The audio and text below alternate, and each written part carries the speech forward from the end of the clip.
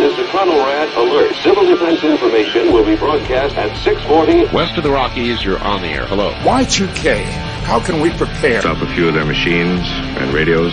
Throw them into darkness for a few hours. We are fighting for our lives. My family must survive. Oh, for 5 years. 1,000 gallons of gas, air filtration, water filtration.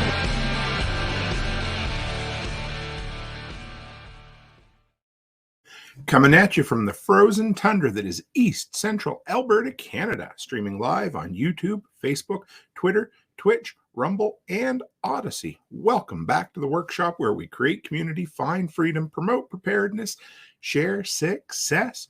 I am Toolman Tim. Today is October the 26th, 2023, and this is episode 388 of Workshop Radio. How the hell are all my fellow delinquents out there? I am back. Not that I went anywhere, but I'm officially back in the dungeon, back in the delinquent dungeon, back in the workshop, back in the studio. It is great. And Chris Dixon is right. It is frozen today. So I know the schedule was all over the place. I made sure you guys had steady content the whole time I was on the road. I guess we'll call it that. It was a great time. We're going to talk about that this evening. Real quick, let's get a couple announcements out of the way and then we'll dive in. Number one, let's remember our sponsor for our Thursday night episodes. It's my good brother, Joel Riles, whom I saw, I don't know, a couple 3 weeks ago now. It was absolutely great to see him. They have Fortress Canine or Protection Dog Podcast .com is fortresscanine.com or Protection Dog Podcast. I'm backwards trying to get back in the swing of it. You know how it is.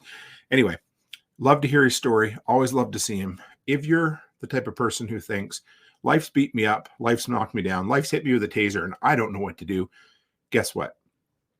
Neither did Joel, but he did it. And he built a better life than he had before, doing better for himself. And yeah, give him some support, guys. Absolutely. Number two, this is a new one. So we are live on Prepper Broadcast Network as well this evening. We're Thursday night. And PBN picked up a new sponsor, and I'm going to plug them over here so you guys can find out about them too, because I thought it was kind of cool. But it's yourcheapland.com, yourcheapland.com. Apparently $200 down and then a low monthly payment is what James told me. But the cool thing was that I thought was it's got land in Texas, New Mexico, Oklahoma, Arizona, Colorado, Utah, and a few more. It's very similar to the company we went through to get our land in Tennessee. They just don't have any in Tennessee right now. So I thought I would, put it out there. And if you use promo code PBN, you get $100 off when you start. I thought it was kind of cool. So I hope everybody's been good. It's great to be back. I'm excited to be back in action again. Who all we get in here so far? We got John Palmer, Byron, Chris Dixon, Digger, Christopher, and Yozek. Good to see everybody. So where do we go from here, guys? First thing, I'm going to be all over the place tonight. I've got a good outline and a good set of notes for you. We've got a ton of shit coming up in the next little while. I want to cover as much of that as I can for you. So let's start with that. Then we're going to work through some of the cool memories, share some of the stories that I had on the road trip. And then some of the epiphanies. Yeah, I guess that's a word, right? Not Tiffany, but epiphany coming up there. Off-grid ping. Just talked to him today, my neighbor up the road. We'll talk about him a little bit more. All right, so let's get the announcement. The announcements are done, but there's some really cool shit happening in the workshop. And of course, a lot of it comes out of these long road trips where I meet a metric shit ton of cool people, get to do some awesome interviews. Anyway, enough with that. Let's slide into what I get to share with you. So this week is Halloween week. Yeah, I know, right? I'm excited. Well, kind of. This is the last full week of podcast episodes during Halloween week. And during Halloween last year, we did a bunch of horror and Halloween related stuff, which is just kind of cool. So what do we have coming up? Well, tomorrow evening, Becky and I, or Mrs. Toolman and Mr. Toolman, are going to be joined by the newlyweds of Rob and Tracy. Pretty exciting that we got to meet up with them in real life. And if we could have made it work, we absolutely would have been at their wedding. But it was really cool for them. I mean, obviously they knew each other beforehand, so it's not like they met through the delinquent community, but it's cool to have a couple in the delinquent community getting married. That was exciting. So they're married. They're coming on. They're going to talk about some crazy horror movies that they absolutely love, some stuff that probably we haven't seen. We're just going to have a discussion on that sort of thing. And how can we tie it into prepping? I'm not sure, because it's Halloween. We have fun with it. Next, who else? Okay, now this one's going to be fun. Sunday evening is going to be the show I've been talking about for a while. I need your guys' help with it. I haven't really got any submissions yet. Even if I don't get any submissions, we are 100% going ahead with this show, because I've got all kinds of content coming for you. But we did settle on a name. And if you guys know, I'm kind of a fan of the old Coast to Coast with Art Bell, and he always renamed his show Ghost to Ghost every Halloween. And he told stories of the unexplained, stories of the paranormal, stories of aliens, Bigfoot, Yeti, the works. So we shared around in the Telegram group. We came up with a good name. And are you ready for this? It's going to be called Ghoulman Tim's Workshop of Horrors. I love it. It was a combination of what Amy Dingman from A Farmer's Kind of Life and Letty Lou came up with. And I love it. So that's going to be our name going forward every year for our Halloween episode. Got a ton of cool stories to share with you. Hopefully we'll get some people on to share their stories. And if you want to, yes, Backwoods is going to come on and tell a few. That'll be great. If you guys want to send them to me typed up, therealtimcook@gmail.com. We got George Siegel coming back on. You guys remember him? He was on a couple of 3-4 months ago. Seems like it was only a few weeks ago, but he talked about his documentary, The Last House Standing.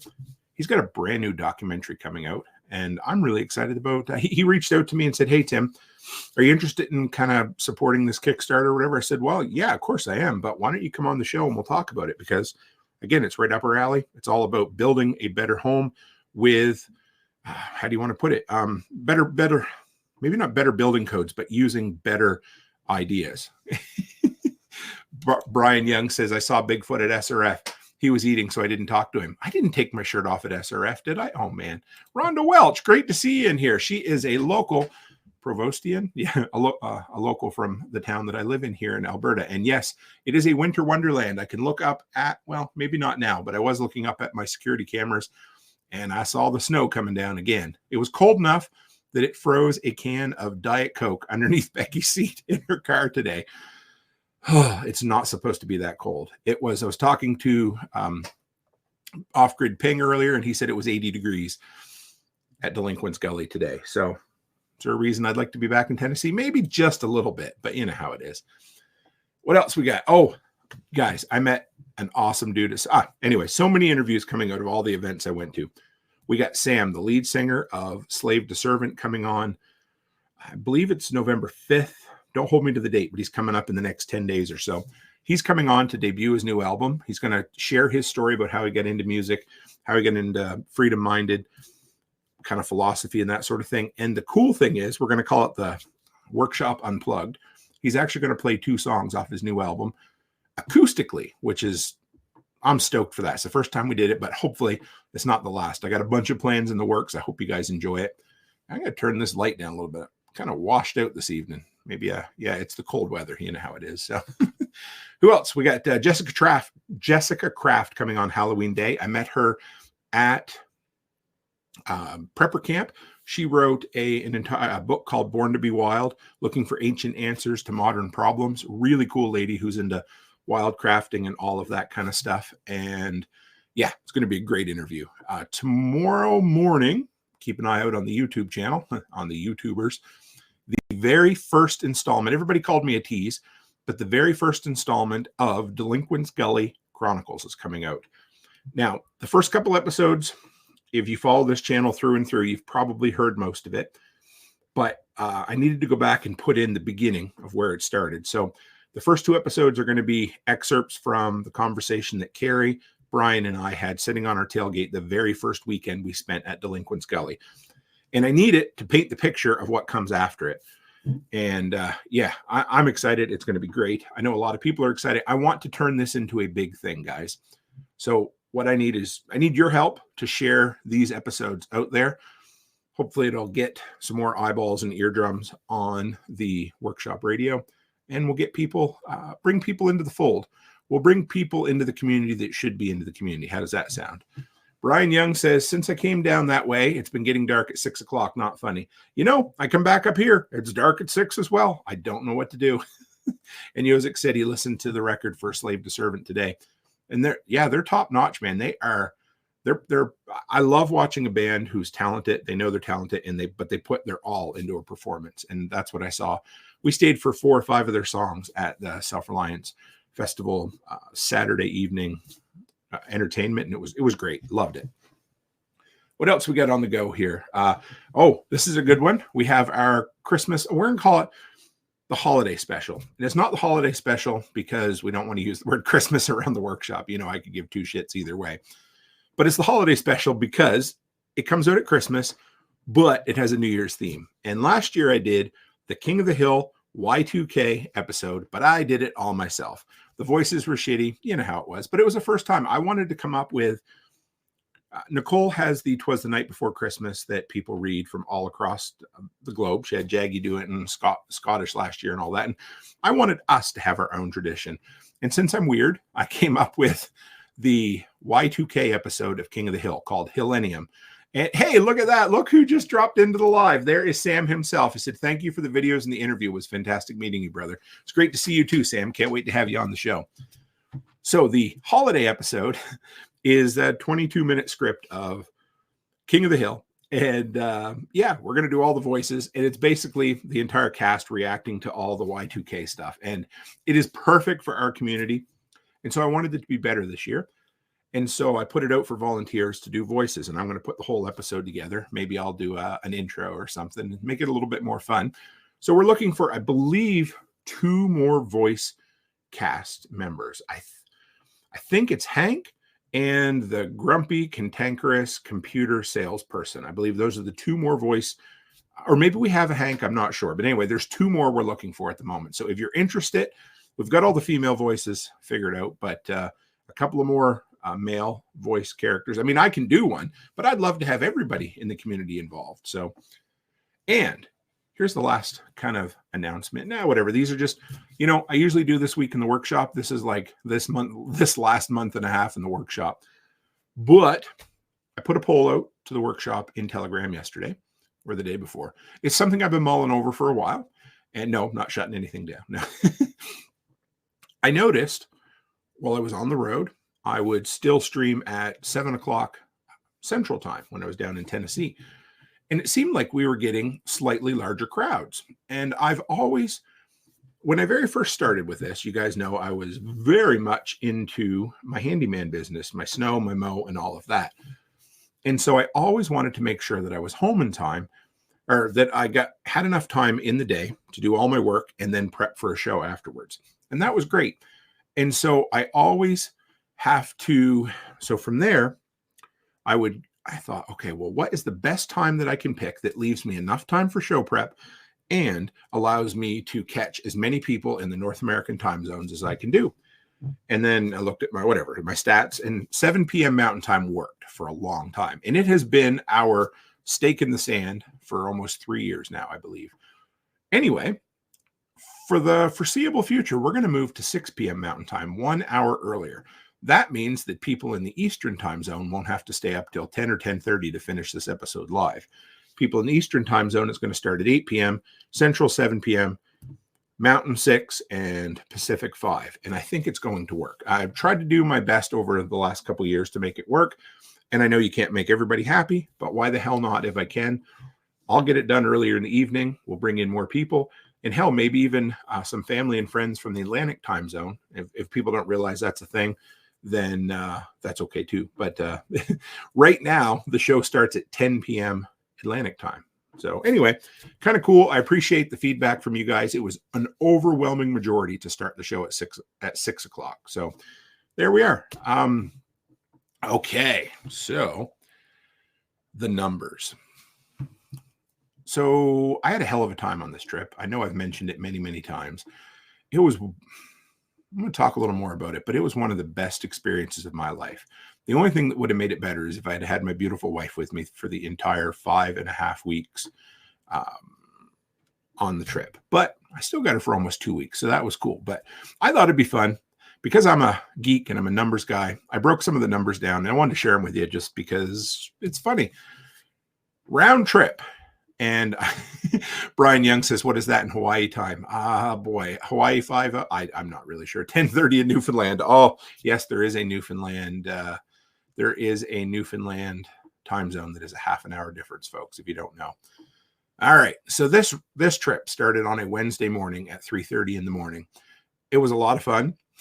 That was the morning that I misplaced my wallet and found it on the ground next to the fence.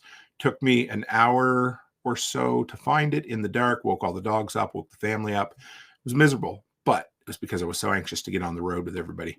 Hardway Homestead, Alaska said, great you at 5, John Willis at 6. Oh, yes, that'll be great. That'll be perfect. Good to see you, Hardway. I like that.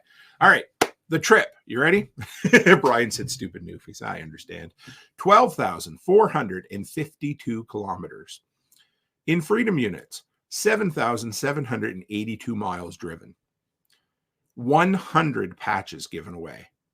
38 days on the road. 30 nights in a hotel. You're like, how's that work, Tim? 15 states at least passed through. 13-day vacation with my beautiful wife, Becky. 7 presentations delivered. 7 nights spent in a tent, 5 events attended, 1 cabin, 1 bridge, and 1 composting outhouse, nicknamed Mel's Hole, that was built. And when I break it down like that, guys, it was one hell of a trip. One hell of a trip. And you guys were with me the entire way. I did it to meet folks, to build the delinquent workshop community, to build the brand, and it was a hell of a time. John Palmer says, so 2 weeks driving. Yeah, for, guys who get paid to sit behind the wheel. But it was great. Oh, man. So coming out of the drive home, we're going to talk about that as we slide along too, but that is where everything comes together. There is something special that happens after you've gone to an event like Self-Reliance Festival. And it happened after each event, but the problem was my head was in the game. It was like, okay, next event.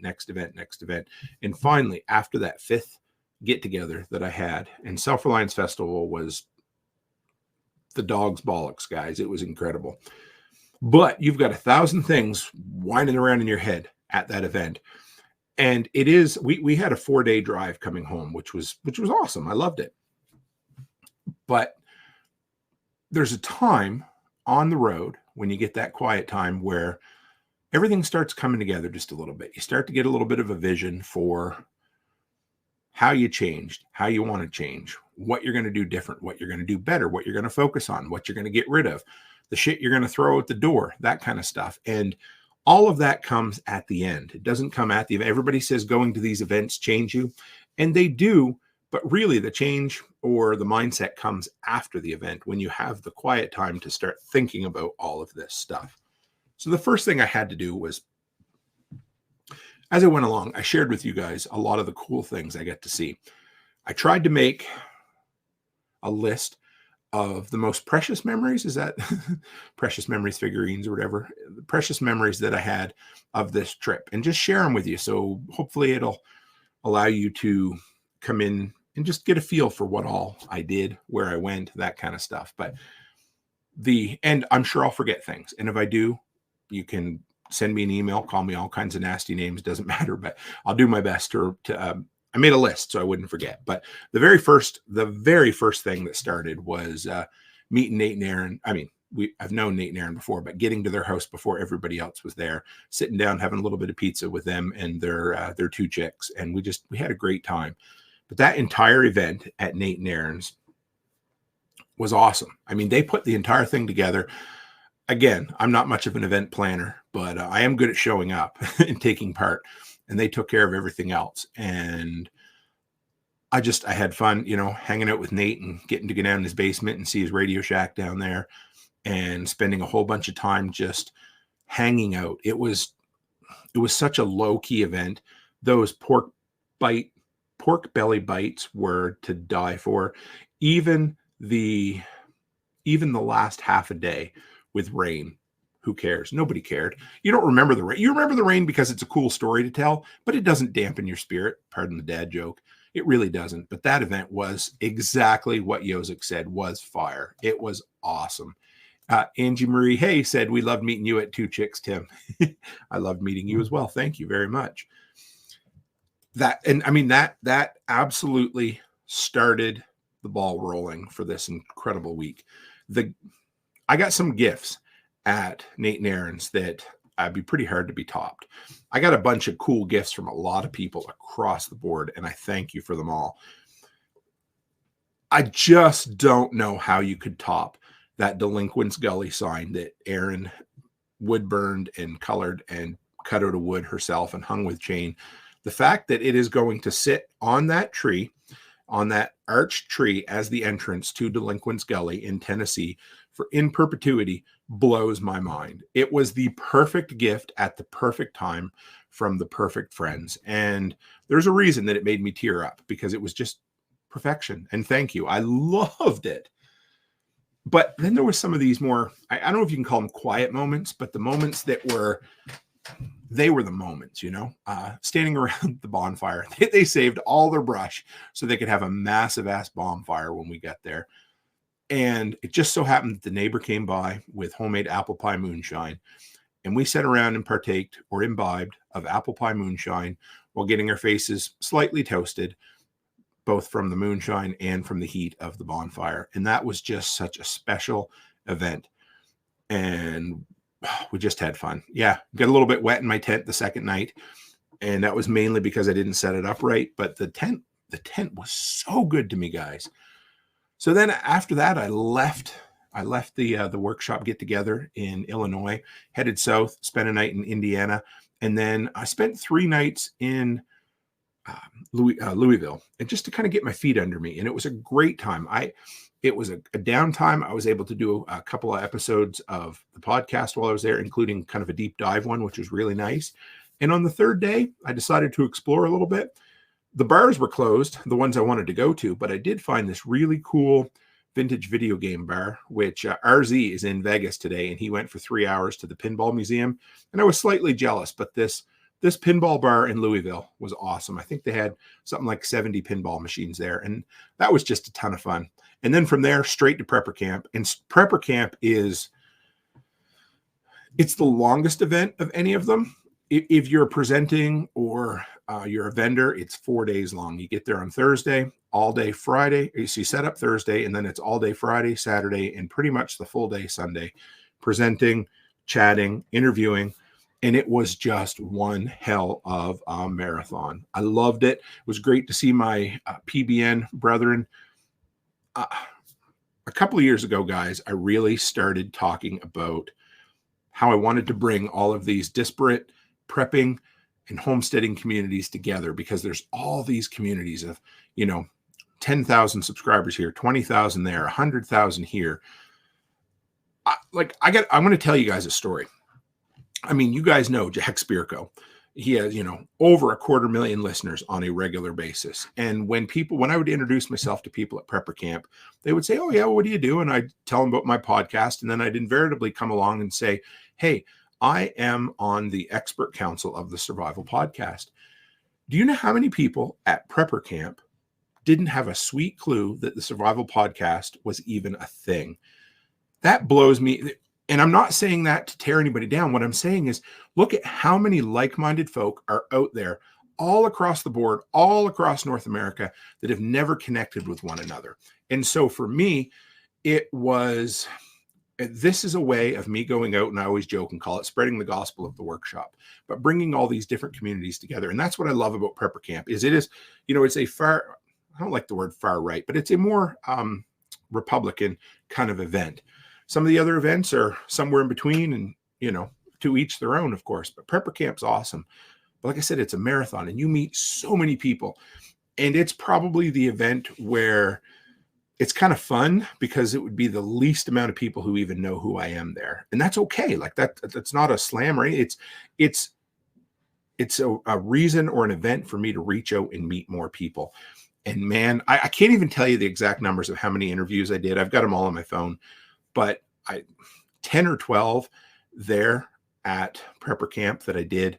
3 presentations, which were awesome. Was given a couple of incredible gifts, 2 different custom hatchets this year, which was incredible. But Prepper Camp is its own beast, guys. And I'll go back again next year.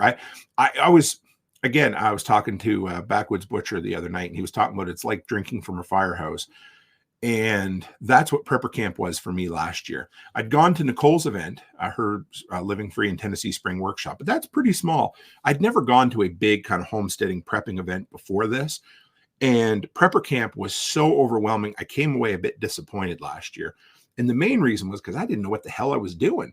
I was as green as, a first week roughneck on a co-rod rig in Alberta. Like, I mean, I knew nothing. I didn't know how to make the most of it. I didn't even know how to make the least of it. It was so bad. And so I left that thinking, man, what did I do wrong? And then I went to Self-Reliance Festival and I'm like, oh shit, I'm starting to figure it out a bit. So then this year I went with a plan, Stan, and I came back energized, and I'm learning how to do events. And each time it's a little bit better. But really, let me give you the overhaul of it, because what would end up happening when I first would go to some events was I would feel like no matter what I did, it was never enough. And so I had to embrace that first. I had to embrace the fact that I'm not going to see everybody. I'm not going to get to talk to anybody, or to everybody. And I'm going to leave thinking, hey, there would have been a few more people that would have been nice to see. But what that ended up happening to me, or doing to me before, was it paralyzed me. And to the point where I didn't get as much shit done because I was worried about not getting enough shit done, if you know what I mean. So now it's just balls to the wall, morning to night, and it's do my presentation, get all the prep work for the presentation done before you get to the event, because you're not going to have any time to prep it when you get there.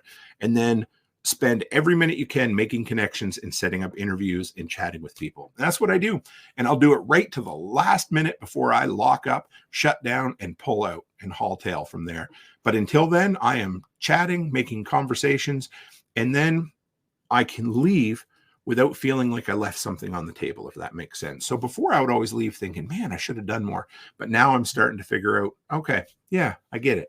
So there it is. Anyway, that's my feelings on events. I didn't have that in the notes, but I needed to share it. And that most came to the forefront this year at Self-Reliance Festival, because I was running around like a chicken with his head cut off, having the time of my life. And I realized I'm not going to get it all done. And that's okay. And I don't mind. And I love it anyway. I embrace the chaos of it. But this was the most organized Self-Reliance that I've been to yet. It was so much fun. But anyway, events or memories from prepper camp. Holy shit. Sitting up late out on one of the rented cabin decks. I don't even know the dudes' names, but it was a couple of guys who went to my presentation on the very first day. And I was walking to meet my PBN brethren. And that's something else I've also had to deal with in my own mind here with, I'll tell you about that in a second.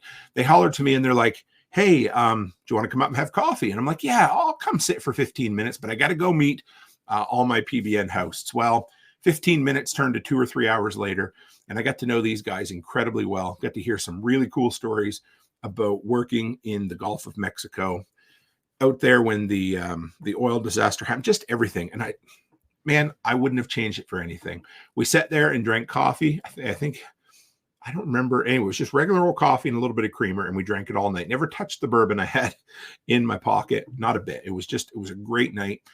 A lot of fun. I wish I'd have got their names. I'm sorry, guys. If you're ever listening, send me your names now.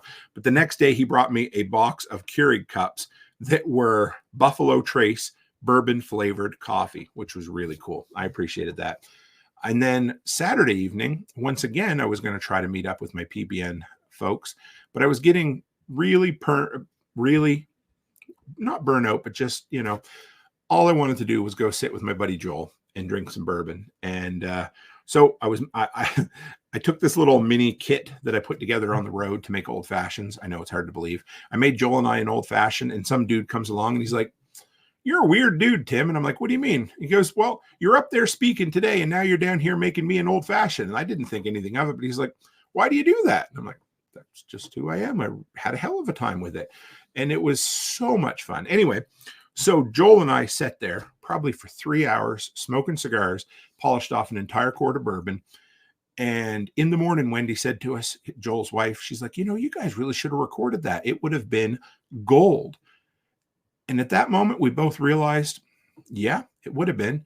But sometimes conversations are just for us. Not that often, but sometimes they are. Sometimes you just need to sit down with a friend, smoke cigars, solve the world's problems, and drink bourbon. And that's what we did. And I actually did that, I don't know, at least three times on this trip, which was awesome. because we got together. We did a roundtable fireside chat at the Two Chicks get together. We did another one at the Midwest Preparedness Festival. And so they were great. I love doing those, but sometimes you don't get to. Then, hey, after prepper camp, I stopped by the Holler and hung out with Nicole and Tactical Redneck for 3 or 4 hours, which was great. It was just, it was supposed to be, because it turned out Nicole really needed a friend that day. And I happened to be the friend who was driving from Cookeville to Nashville, which wasn't very far, but that's as far as I was going that day. And I stopped in, hung out. We did a live together, and we just, again, solved each other's problems for a couple hours. It was great. And then as soon as I left there, I ended up with a bug, the post-prepper camp bug. I was 48 hours just laying in bed, between the bed, the toilet, and the shower to try to get the chills off me. And then within 48 hours, it was gone. Go figure. But there was something going around at prepper camp.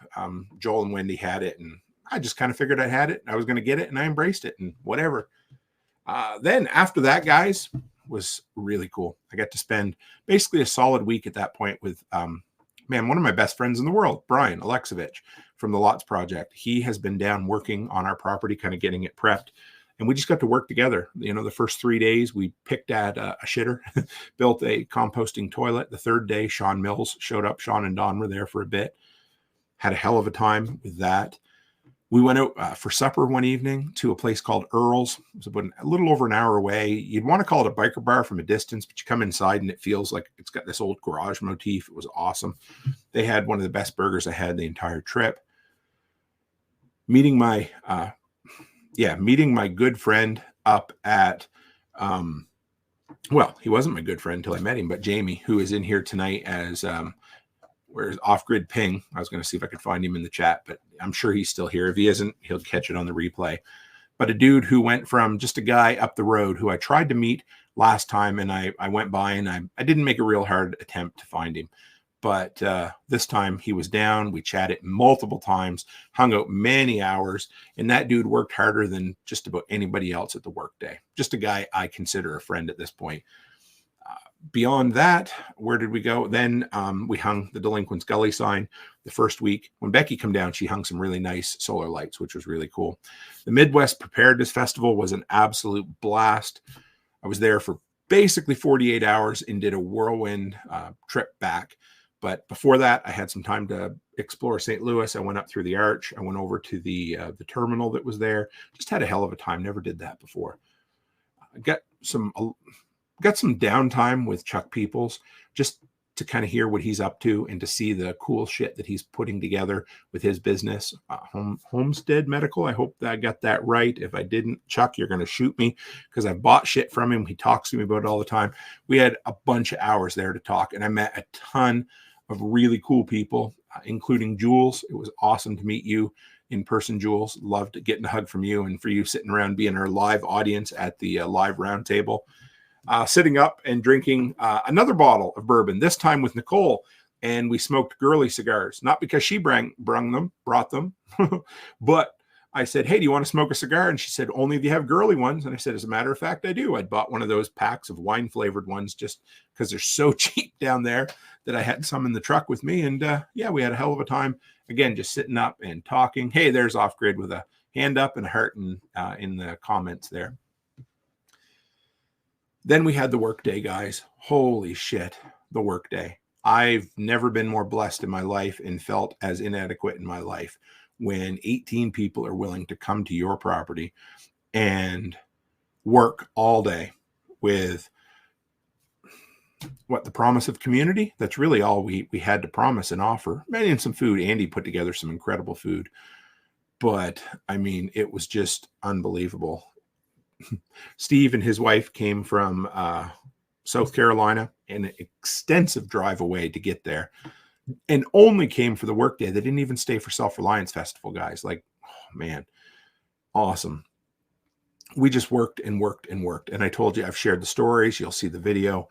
I don't know if a person could have a better day than what we had.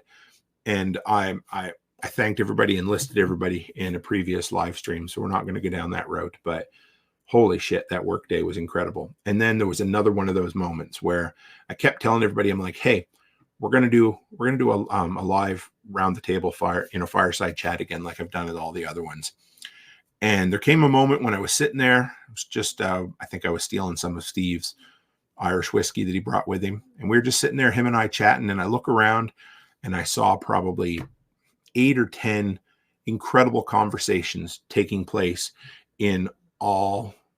Just it was in a circle, and this person was talking to this person, and this person was talking to that one, and I thought, I'm not going to do it. I'm not going to record. I'm going to let it be. It's going to be another one of those memories just for us. And I'm glad I did it, guys. Yeah, I'm glad I did it. Incredible. But I didn't want to interrupt all those conversations. And I thought back to 3.5 years ago when I launched this channel and how I spoke a community into existence. Let's put it that way. I spoke about a community that didn't exist. I didn't even have a name yet. It wasn't even a workshop. It was the all seasons maintenance page, which originally started to basically show you what I was doing with my business, and hopefully I could sell you locally. And real quick, it turned into the all seasons page with handyman stuff. And then eventually it became the workshop. But even at the time of the workshop, it wasn't, it was a bit of a community, but it wasn't much of a community. And then one day we all turned into a bunch of delinquents. And that's when I looked around at the workday at Delinquents Gully, 18 people. Well, there wasn't 18 at that time, maybe 15 or 16 at that point. And I thought, holy shit, there it is, guys. We did it. We created a community that didn't exist. You know, they say, how can you create wealth out of nothing? And that's how you do it. Every time you do something great, you create something out of nothing. And I'm seeing other people do that right now. And it just warms my heart up to no extent, you know. And if I start listing names, there's going to be other people who will be disappointed. But I mean, I look at Nate and Aaron with Two Chicks Homestead. I look at Brian with the Lots Project, and I look at Backwoods Butcher with what he's doing. And there's a ton of other people, but those are the three that come to top of mind right now, and how they're creating something out of nothing and creating communities themselves and doing incredible things. So hell yeah. Where do I go? I mean, that was the best event that, you know, 2 nights out there for some people, 1 night for others. And I see One Step Closer. He was lucky enough to spend the very first night in the workshop cabin. We haven't quite got a name for it. We know the land where it is. We're going to call it Dottie's Dirt Pile. We're naming each of the sections after one of our dogs, but that one just cracked me up. And I said to Becky, well, let's use that one. And the only thing I didn't get people to do that I had meant to do was get everybody to sign the inside of the cabin with a Sharpie. And that sucks. I really had meant to get people to do that. I wanted that. So that'll come with people who come and visit in the future. And Jeremy, One Step Closer, brother, you're welcome for the community. And thank you guys for being this friggin' community. It's incredible. And One Step Closer says it was Chupacabra free. The problem is I wish it wasn't, because then we'd have more stories for our Halloween Toolman Tim's Workshop of Horrors episode. Shameless plug. Then, if that wasn't enough for an incredible trip, we ended up with the Self-Reliance Festival, guys. Presentation. There was so many. I mean, I've got this many notes for people on the audio. That's like, I don't know, 5.5 centimeters worth of notes. I'm just going to leave that there because I just called it centimeters just to piss everybody off. But I did a presentation at Self-Reliance Festival, and probably the best one I've done yet. I mean, it has to get better, doesn't it, as you go? But I was pretty damn proud of it. And then if that wasn't the highlight of it, then guess what? Roundtable. I got to be part of an incredible roundtable with some people that I didn't feel worthy of being there. But last year when I got to be part of that roundtable, I was blown away to start with. But I was so starstruck that I felt like I didn't really contribute like I wanted to. But this year, I'm going to say it. I felt like I belonged this time. And it doesn't mean that I felt worthy, but I felt like, hell yeah, I've, cut my teeth and I'm here and I'm going to make the best of it. And I loved it. I didn't let myself be completely lost. And I just really enjoyed the moment. Let's put it that way. Hell of a time. And then Sam, you know who you are. Sam's in the Telegram group now. This was one of the best, one of the memories. Hopefully it'll stick. I mean, there's so many, but this one was cool. He came up to me and we ended up having, so I was at Midwest Preparedness and we had the roundtable discussion, and he put out a dream or a goal that he wanted to get within the next year. And he came up to me a week later at Self-Reliance Festival and he said, "Hey, I made it happen." And I'm like, "What?" And it was an employment goal that he wanted to have happen, and he made it happen within a week. That doesn't mean it's going to happen for everybody, but how could I forget that? I'll never forget that, Sam. It was incredible. And if you catch this at some point, I'm friggin' proud of you, brother. You're kicking ass and taking names. And he was the butt of many a meat joke at both Self-Reliance Festival and at Midwest Preparedness Festival. And One Step Closer said, "Joel Salatin loved your presentation." It was pretty cool. I'm going to get some clips of that just because I have to have it. I thought it was pretty awesome. Darkwing Dave over on Twitch. Great to have you. Interviewing, Joel Salatin mentioned me in his presentation. You guys already said that. That was an incredible memory for me.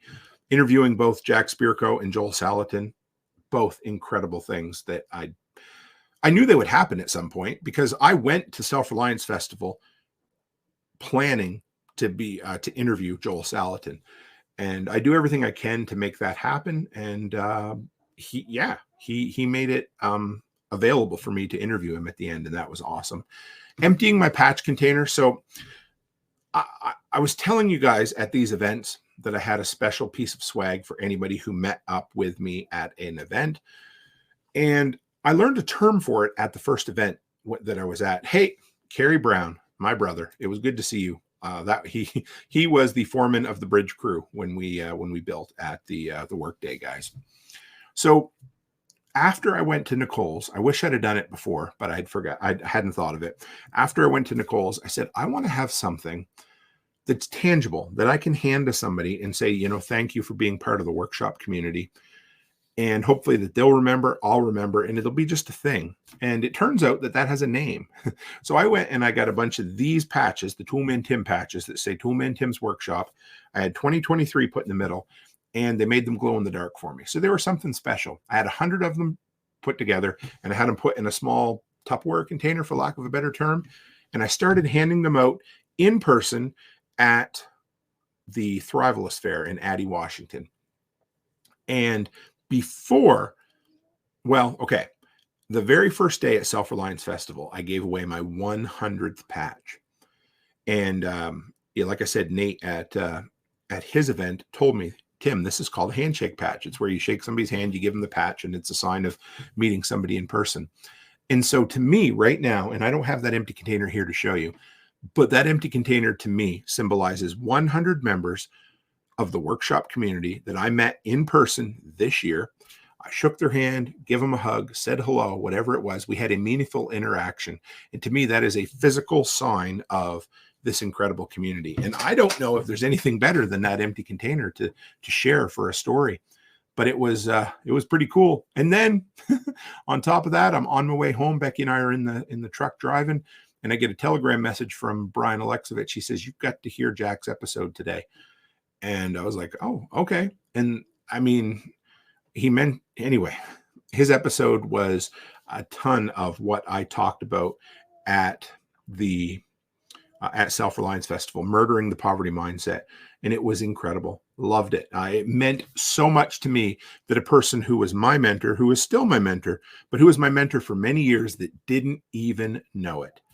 And, he ended up being inspired by something I said and turning it into an episode. So, what can you say?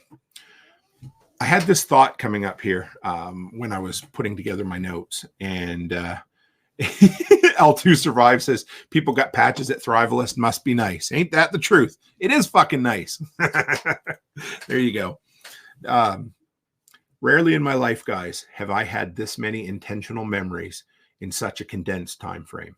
I had to write that down so I wouldn't forget it when it came to me, because it's the truth. I was intentional. This entire trip was planned. I left some space in there to, frig around and do things, play pinball in Louisville, go to the Arch in St. Louis. I had some time for that stuff. Excuse me. But it was intentional. But the memories, they could have been nothing. I could have intentionally been busy for 5 weeks and not come away with any real memories, just a sore ass from sitting in the truck. But I came away last year from Self-Reliance Festival, Prepper Camp, and tactical response. And I told everybody, I said, tactical response changed my life just a little bit.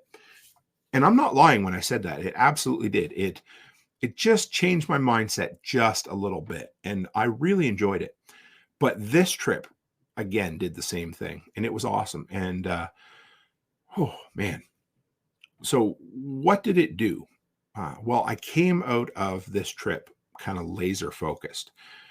And so I came home knowing, and because Becky told me, she said, while we were down there, she's like, honey, you need to come back down to Delinquents Gully as soon as you can to keep working.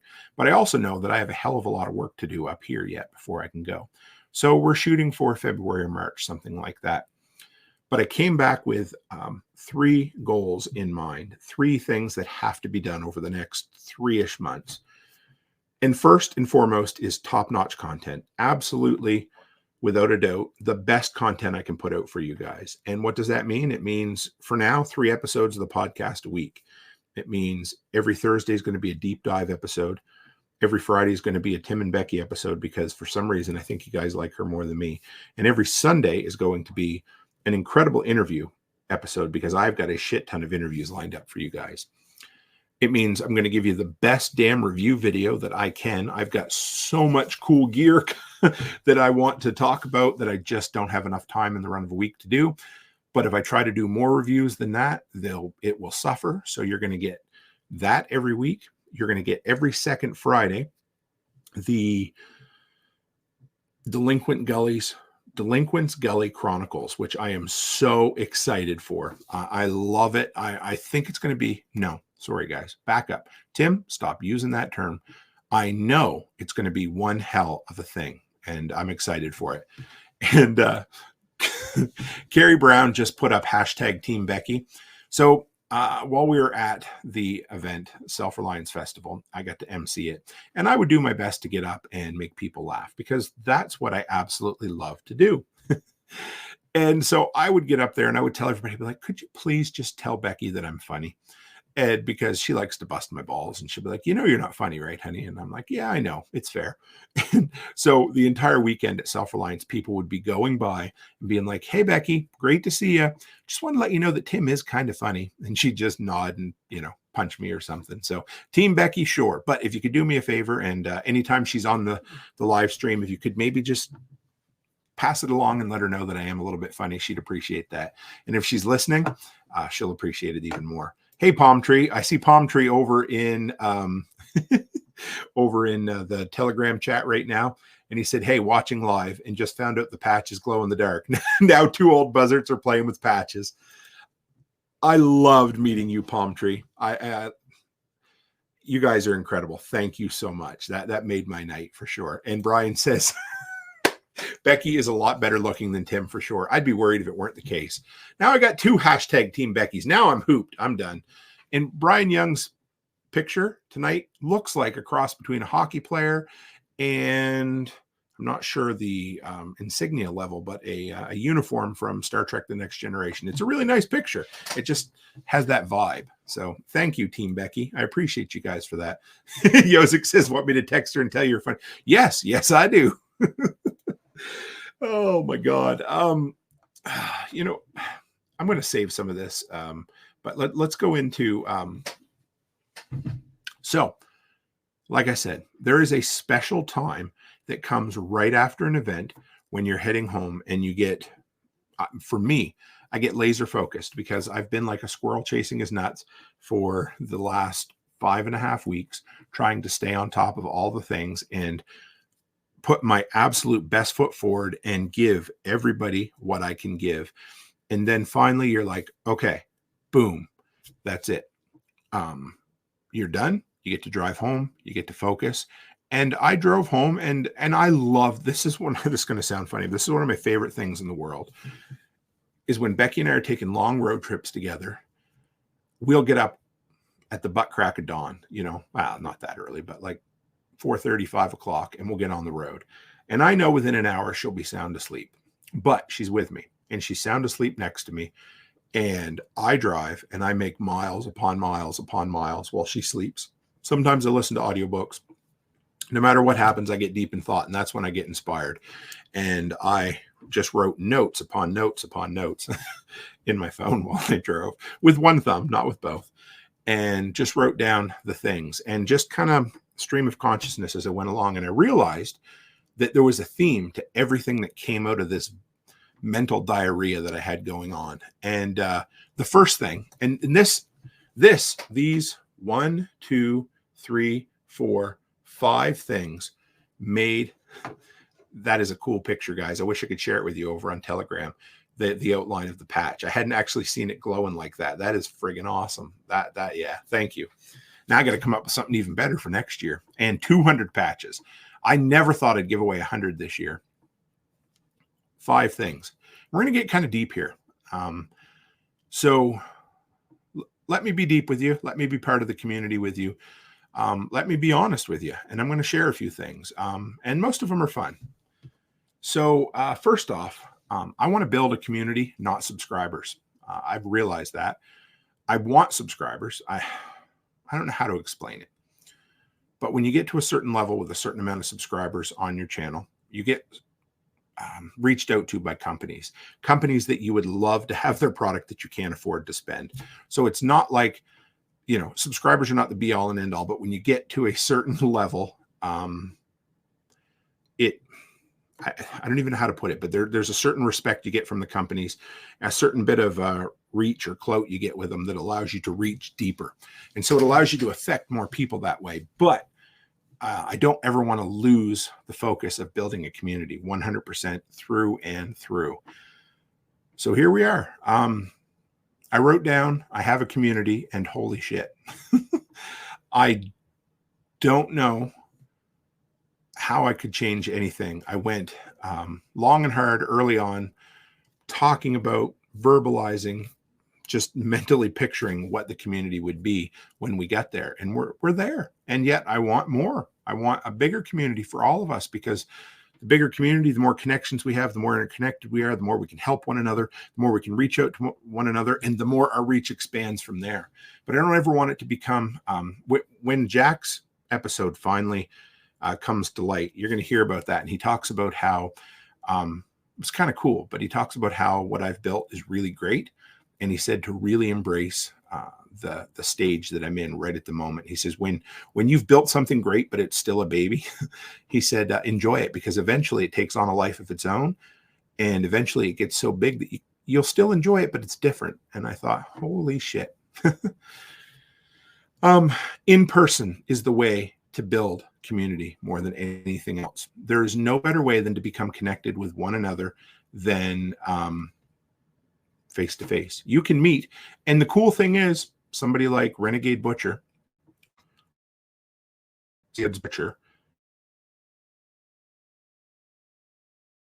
whom many times before absolutely was my friend before I even got here, before we even met in person. I knew him. I knew I would like him. I knew we would get along. We'd never shook hands in real life. We had never shared any space in real life until we met, and nothing had changed. It was just like we'd been friends our entire life. But there's something special about getting together in real life, and that is where real community is finally built. And guess what? It's scary. It takes balls to do it. It costs time, energy, and money, but there's nothing better in the entire world.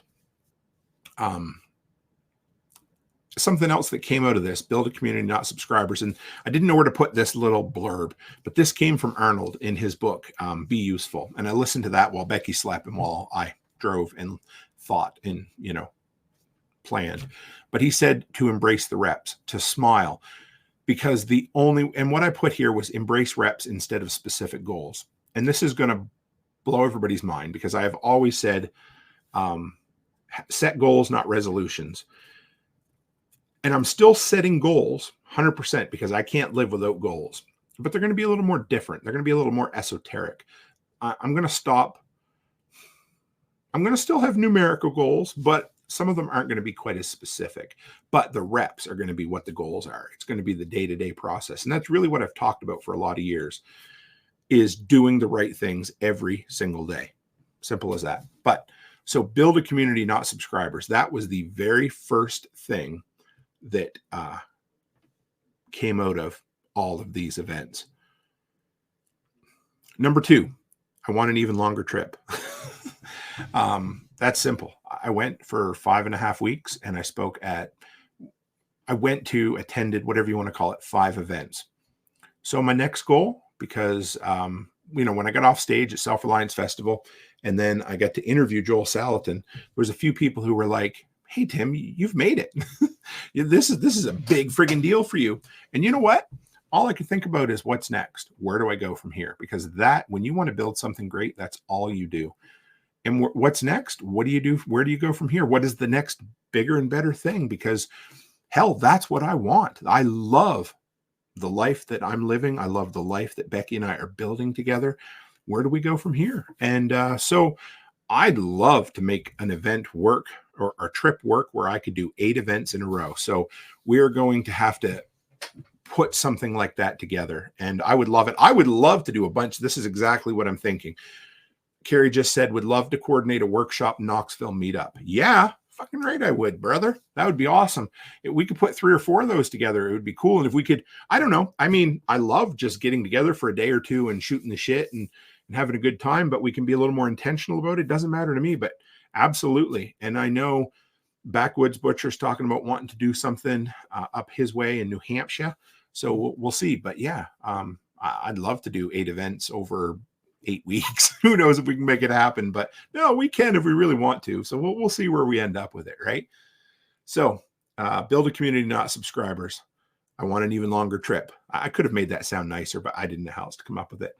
Next. And this is neither here nor there, but this is something that I realized that I didn't even realize I needed to do. I need to figure out an even better way to monetize my trips. So I love my trips and I'll keep doing my trips, and trips are expensive and that's okay. But here's the thing. All of the intangibles are the things that are slightly less easy to look at and kind of figure out exactly what they mean. But things like important in-person conversations, those are great. Meeting people and setting up interviews, those are great. Presenting, those are great. Some of those are easier to quantify than others. But when it comes down to it, part of my trip is community and brand building. And so I need to get more intentional about, because again, in the words of a great man, sharing the words of another great man, Sean Mills looked at me, one of the last interactions I had in Tennessee, and he says, what do you hate money? And we all know where that came from, right? So I decided I need to come up with some more ways to monetize my trip. So here's what I came up with, and I'm pretty excited about this. But the first one is, I realized that even now my patches were selling really good at these events. So that's cool. And what's nice about the patches is they're small, but I need more stuff to sell at events. So I'm thinking about partnering with a bunch of other creators. And the first one that comes to mind, of course, is Patrick Werman. And I haven't even talked to him yet, but I'm just going to spread it all out live here so I can think about it. But partner with a bunch of other creators who won't necessarily be going to events, but would be willing to either send stuff with me on consignment, or I buy it up front and then resell it at events. Because then it will give me a broader selection to sell at the events. It means I'm going to have somebody with me, but that's a whole nother story. Anyway, that's my very first idea. And Patrick Barnes, great to see you, brother. He just dropped in to say hello. And he's one of the hosts and organizers and everything at Midwest Preparedness Festival.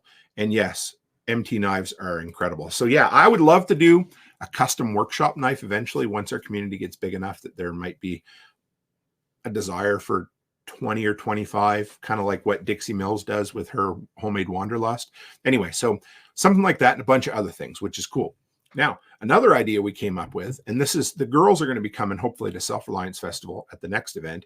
We're going to bring down cases of Canadian chocolate bars and we're going to sell them, because you can't, obviously they're things you can't get in the US. And so we are, we're going to do it. Yeah, it's pretty cool. And I think honestly, it might sound foolish, but whenever I give them away at events, there's a ton of hype around it. People really like it. So the girls could make money, and the events they're not at, I could also make money at it. So that's kind of cool.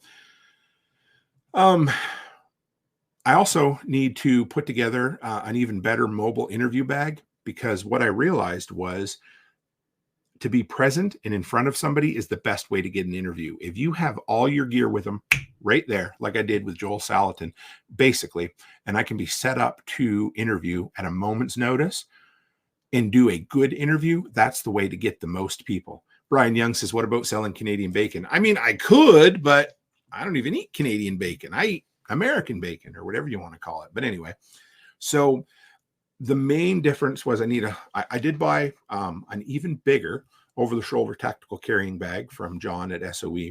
And so that's going to help. But I did find a very small collapsible tripod that will fit in that bag. And that was kind of the last. So I got one of those, and I got a 3-way splitter charging cable so that I can charge all 3 of my microphone receivers off of a single port on a battery pack. So that should be the final steps to putting together my mobile interview bag, and I'm pretty excited about it. And Faith says, do Canadian Kit Kats taste like British Kit Kats or U.S. ones? I got to say, I'm going to guess, I don't know. They don't quite taste like the U.S. ones. They're a little bit different, but I've never had a British Kit Kat, I don't think. Unless Becky brought me one home and I forgot that I ate it when she brought it home. But yeah. So, all right, we're going to partner with a bunch of creators at the different events so I can take stuff and I can make a commission off the sales or buy it up front and then resell it at a reasonable price. And put together a mobile interview bag. We're going to sell Canadian treats. I'm also I wrote down, look for more ways to monetize my travel. So if you guys have other ideas, let me know. Now, this is the one that might be slightly controversial. I don't know. But this came from, you're going to find this really hard to believe, but I was supposed to be in a hurry leaving Delinquent Gully, and I stopped to chat with my buddy Ping from up the road, and I got talking way longer than I had planned. And I know it's a really hard one to believe, but I ended up being there. And the worst of it was Brian and Carrie, Brian and Corey were waiting for us for supper that night. So I was going to meet up with them. But while I'm waiting, along comes Sean Mills, and it was just perfect timing. And we got about 3 minutes to talk. And for whatever reason, the interviews that I've been stockpiling came up. It's just been on my mind for a few months trying to figure out what I'm going to do. And I haven't known what I was going to do with these interviews at all. But it started at LFTN and it worked its way through all of the events I've been to. And I have 14 or 15 high quality in-person 15 to 20 to 25 minute interviews with people like Nicole Sauce, John Pugliano, Paul Wheaton, Joel Salatin, Jack Spirko, Sam from Slave to Servant, and a bunch of other ones. And I was gonna, I didn't know what I was gonna do. I was gonna turn it into another video series, and I thought, hey, that would be really cool. But this Delinquent Gully Chronicles is gonna suit that bill. And Sean, the king of Kickstarter, and this isn't gonna be a Kickstarter, but he says, dude, you need to monetize that. And I thought, what do you mean? He says, you got to put it behind a paywall. And I think I will. I'm going to. Faith says that's a full winter of content. So what it's going to be, and I don't know what the end product is going to be, but it's going to be a monthly release. They're going to be highly polished, highly, good looking interviews. They're going to be edited nicely. I'm going to do a companion video, 15 to 20 minutes, kind of giving you the background, giving you some thoughts on it. So there's going to be a good amount of content in there, but it's going to be in-person interviews that just don't happen in this field that often. And what it's going to do is it's going to motivate me to go after even bigger name guests next year. And so yes, and we are going to launch a sticker club. I've got so many things that's going to happen in 2024. So it's going to be a monthly thing. I think it's going to be around a flat rate of $40 for the entire year. And that's going to give you the entire season. So the entire season of 12 episodes. And I didn't want to piss anybody off. I'm not going to say sorry for it. I just realized that is something that motivates me. It's something that's super exciting. And it's something different that I don't know if anybody else is doing. And it is one hell of a way to monetize my trips because, like I said, I love doing these trips. I will always do these trips. I would even do the trips out of pocket. But if I can turn it into, in the words of Jack Spirko and Sean Mills and everyone else in the workshop, what do you hate money?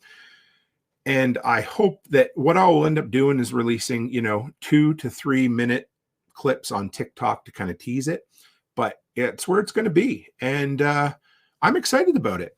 So I don't know. It's going to be different. I talked about that, and everybody I told, it's not going to be included with the Patch of the Month Club. It's going to be something separate, but we're going to work something out in there. And I'm not going to expand any more on it. There will be an extra cost. I just have to figure out exactly what it's going to be, but it's going to be its own thing. And I'm excited. I don't know what the name's going to be. I don't even know what the end product's going to be, but it's going to be one of those things. The other thing, so it is going to be exclusive content, and it will be exclusive forever. Nothing else is changing here. You're even getting more with the Delinquent Scully. But it also, all of these people who are nice enough to do in-person interviews, pretty much all of them have agreed to do live stream, typical workshop radio interviews as well. So those will be coming down the road. But these in-person kind of intimate face-to-face interviews, maybe inside the workshop studio, that's where it's going to come from. And I'm excited about it, and I can't wait to test it out. And Yozik says, so sticker club and special minutes with Tim Club. I like that. I like that a lot. Next, I don't exactly know. This is kind of random publicity ideas. And this I put under the headlines of I need more publicity. And I don't mean that. Well, anyway, let me explain. So the shorts, I like the shorts, not the shorts I'm wearing. I'm not wearing shorts. I'm wearing pants tonight that you know of. Anyway, but what I'm going to do, the shorts that I was putting on YouTube, and I know they need to be there, but they were just cluttering up the feed like crazy. So I have a separate YouTube channel. You can find it if you look for it. It's going to be the place where my YouTube shorts go. But the shorts are also going to be on Instagram and TikTok and Facebook, because that's where they go. And they will be flooded with them, because that's where the place needs to go. So the workshop, I thought about separating the workshop podcast.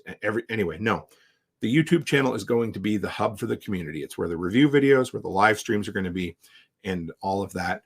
And then the shorts are going to be over on another spot. So, but there's going to be a lot of shorts because I'm using Opus.Pro, and I love it, and it works great, and it's brought a lot of eyeballs to it, and it's going to bring more people into the podcast the way I'm doing it. I need to put together a media kit. Enough said. Well, anyway, been watching some videos, so that's been my next deep dive into a YouTube university, is what the hell's a media kit? How do I reach out to different organizations, that kind of thing. Maybe look into, this is going to sound really weird, a publicist, and I don't mean it as in somebody that you hire full time, but there's lots of companies out there that will, for a small, maybe not a small fee, but for a non-inconsequential fee, will reach out to other brands for you and that sort of thing. Just an idea. I got reached out to by a news organization, which I thought was kind of cool. I'd like to do more of that, even though I didn't get to talk to them. But these are kind of, I don't want to say pie in the sky dreams, but they're a little more random. But I put them all under the idea of promotion and publicity. Reach out to bigger and more events. I need to get more. I know there's certain events that will just ask me to come and speak. And I know there's a ton of other events out there that I would love to be on that might seem like a stretch for me to be there. So I'm going to start reaching out to them. And that's part of the media kit that I'm going to put together. I have this really weird, this really weird idea that I want to get on AM radio or terrestrial radio somewhere, somehow. So, I mean, it would totally be a PG or a G version of the show. And I would be willing every week to put together one episode that was G-rated, simply so it could go on radio. But for some reason, I just want to be on terrestrial radio. And so I made some contacts with my buddy Brad, 5 times August, and I've reached out, but I haven't heard anything back yet. So again, we put it out into the ether, and the more we say goals, the more we do them. And so, yeah, I'm just going to put it out there. If somebody knows somebody somewhere, just make connections. And I'm going to do my due diligence to reach out, but I would love to have an episode or some version of workshop radio on ground terrestrial radio, which would be really cool. Next, I put time to level up. And yeah, this, I put you've made it in the notes. But what that means is that's what some people said to me after I interviewed Joel Salatin and whatever that means. But here's what it is. And I've said this all along. Basically, it's like going up. Okay, back up, Tim. When you go to the Calgary airport, when you go go into the above ground parking, you do like a spiral staircase, but in a vehicle instead. And that's kind of what I'm like, oh, level 2, level 3. And you come to a level and then you're like, okay, let's go one higher. Let's go another one higher. And that's really what it is. I came out of this, I didn't use this word yet, refreshed, which is hard to believe, but being on the road for 5.5 weeks or 5-ish weeks, whatever it was, I actually came away from it refreshed and ready to just kick the shit out of content. And absolutely. Backwoods Butcher says, G-rated, guess I won't be a guest on the AM radio show. I get it, brother. And Nate says, when's Mike Rowe coming on? Absolutely, brother. He is still a guest who will be coming on this show. I don't have a date yet. I don't even have confirmation from his reps. I can't even get him to respond to me. But at some point in the future, we will have an interview with Mike Rowe. And it might be something that who knows where it ends up. But you guys know that I've continued to speak it into existence. It's like Gary Vee and saying he's going to buy the jet someday. I will have Mike Rowe on here. And it's gotten closer. I almost had his producer on the show. And I would still love to have him. I reached out again the other day. But the connections will be made. And I need to talk to Joel Salatin again because I was told that he probably would know some people there as well. But yeah, anyway, so there's that. I would love to try to get Tim Allen. I think that would be awesome. I just don't know what kind of, I don't know, what would I be opening myself up to bring him on talking about Toolman Tim's workshop. You know what I mean? But yes, an AI in the tone of Mike Rowe. That actually would be really funny. I would like, that's actually really good. And so, you know what? Let me put this out here, guys. This is actually an interesting thing that you mentioned because I had this wacky friggin' idea the other day that I wanted to go back because like people like Ayn Rand and Milton Friedman, they're long gone. Of course, they've long passed into the ether. And I thought about, and maybe this is a crazy idea, and maybe some people wouldn't like it, but I thought about editing a bunch of their like really good answers to questions and me asking the questions. So almost like, I mean, I could never get to interview them, but it would be a way for me to introduce their content or their mindset to the workshop. And maybe it's absolutely insane. I don't know, but I was thinking about that the other day and I thought it was really, really funny. Mitch says camping with Steve out of Alberta. I would love to meet Steve. I've reached out to him a couple of times. A guy that I shouldn't say almost got on, but he's getting quite old. But the guy who played Steve Smith, who played Red Green. Oh, that's really funny. You talked. So Darkwing says, I have a connection to Steve Smith. I tried to connect with him about doing the show. His son said he doesn't really do that anymore because of his age, but I'm working on some alternatives for you. It's really funny that you said that because I did. I reached out to them and they kind of turned me down and I totally get it. I would fly or drive to Ontario to meet up with Steve and do a 15 or 20 minute in-person interview. I would love to meet the dude. And I understand he's getting up there in age and I understand he might not want to. But that's exactly it, Yozik. Yes, Yozik says you have to be careful with copyright, and that's what I was kind of worried about. And Aaron mentions do a bunch of videos scrambled together of Mike Rowe answering your questions. I like that. I like that a lot. And then I could send it to him, and I'd be like, hey, yeah, you know what? I'll work on it. And then I put a person needs to create space to think, dream, and set goals. And part of that is these trips, being on the road, because you don't want to do too much of that in the run of a day or in a run of a week, because then all of a sudden you feel like you haven't got anything done. But it's important to come up with these ideas. And that space of driving with Becky and I coming back was one of those spaces to do that. So, yeah. So we got build a community, not subscribers. I want an even longer trip. I need to monetize my trips. I have a need for more publicity. So those are the 4. And so there's all these ideas that come along. And so I guess the last one,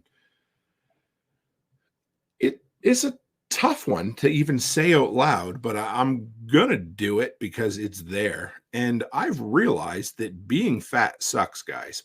And I didn't think I would actually say that on tonight's show, but I've always been an active dude, and I've always been a guy who does everything he wants to do.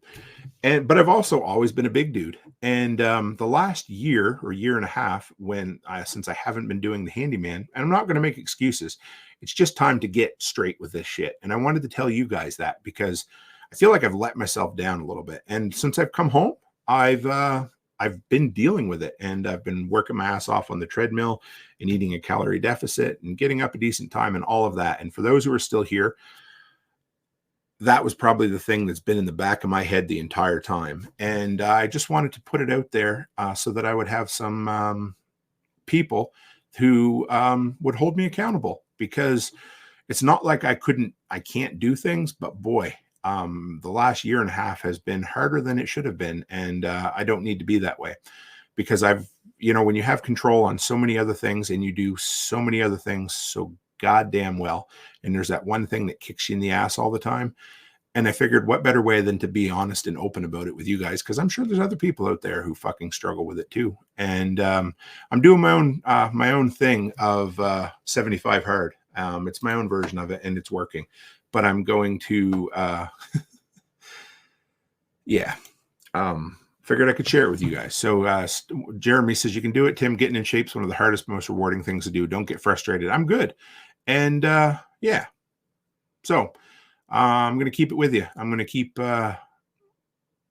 filling you in on where I'm going, what I'm up to. And there'll be a slightly different me who will be on stage at Self-Reliance Festival in March. And I figured the only way to do it is to be open and honest about it, because there's no excuses. It just is what it is. So, and I don't like it. So we're going to fix it. And that's it. My family's fucking awesome, and they always back me up. And it was good. When I first started on the show, I was probably at the heaviest I ever was back 4 years ago. And then keto kicked my ass, and I did really well with it. And then I didn't. So I'm back to where I started. And so April, when I get on stage at Self-Reliance Festival, there'll be less of me. And now I got to fucking do it. Hey, and I need you guys to hold me to it, because I know there's people who wanted to talk to me about it, but wouldn't. And the couple of people that I had chats with about it over the 5.5 weeks, I appreciate you for taking the time to do that. So it's where I am. It's where I'm at. I love you, motherfuckers. You're all great out there. I appreciate you beyond belief. And we have an incredible community here.